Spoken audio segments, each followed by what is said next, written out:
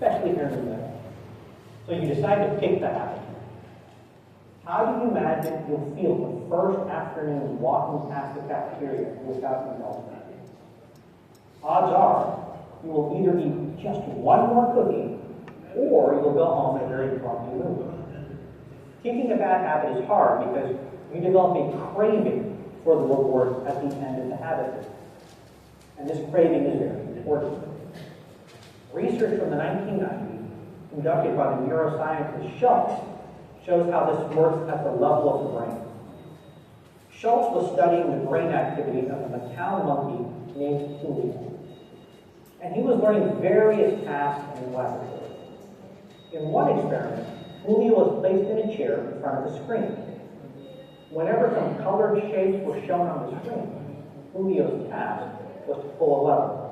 And when he did, a drop of blackberry juice, and Julio loved blackberry juice, would drip down onto his lips to the tube. At first, Julio didn't pay much attention to the screen. But when he happened to pull the lever at the right moment, thus triggering the blackberry juice reward, his brain activity spiked, showing a strong pleasure response. As Julio gradually grasped the connection between seeing the shapes on the screen and pulling the lever and getting the juice, he not only stared at the screen, but Schultz noticed that as soon as the shapes appeared, there was a spike in Julio's brain activity, similar to when he actually received the reward. In other words, his brain had begun anticipating the reward. He started craving it. This anticipation is the neurologic basis of craving and explains why habits are so powerful. Schultz then altered the experiment. Now, as Julio pulled the lever, either no juice would come, or it would come in a very diluted form. In Julio's brain, Schultz could now observe neurologic patterns associated with desire and frustration. Julio got mopey, he got depressed when he didn't get his reward. Just as you may be if you went without your cherished end-of-the-day cookie. The good news is that craving works for forming good habits as well.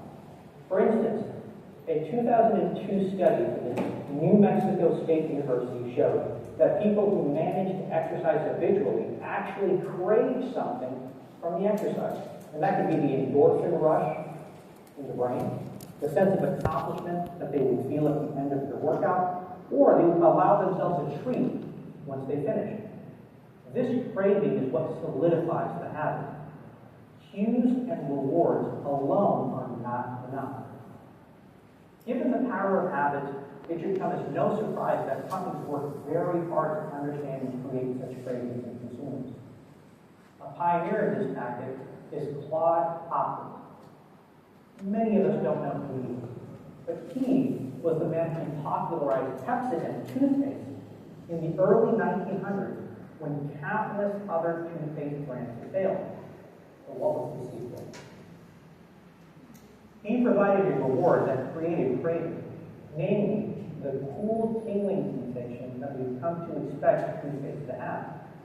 That sensation not only proved that the product worked in consumers' minds, it also became a tangible reward that they began to crave. Now the fact is, scientifically, that tingling sensation we feel when we brush has zero impact on the dental benefit of brushing. It does nothing to fight cavity. It is there only to act as an object of desire, of craving, when we brush. Think about that the next time you brush your teeth. This anticipation and craving are important because for so many of the tasks that we do daily, the reward is long-term.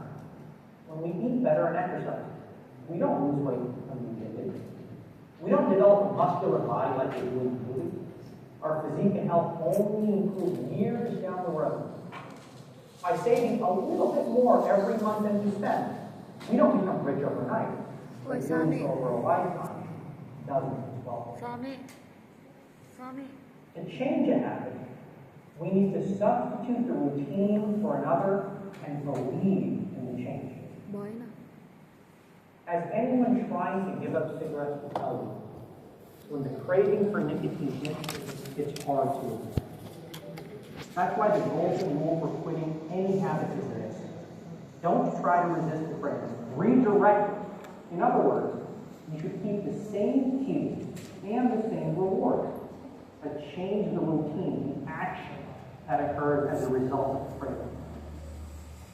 Several studies on former smokers have shown that by identifying the cues and the rewards around their smoking habit and replacing the routine with one that has similar rewards, such as doing push-ups, eating a piece of Nicorette gum, which is a nicotine-laced gum, or simply relaxing and meditating for a few minutes, the chances of staying smoke-free increases significantly. One organization that uses this method to great effect is Alcoholics Anonymous, also known as AA, which probably has helped tens of millions of alcoholics achieve sobriety. AA asks participants to list exactly what they crave from drinking alcohol. Usually, factors like relaxation, companionship, are far more important than actual intoxication. And when you think about it, the after effects of intoxication are actually very unappealing physically.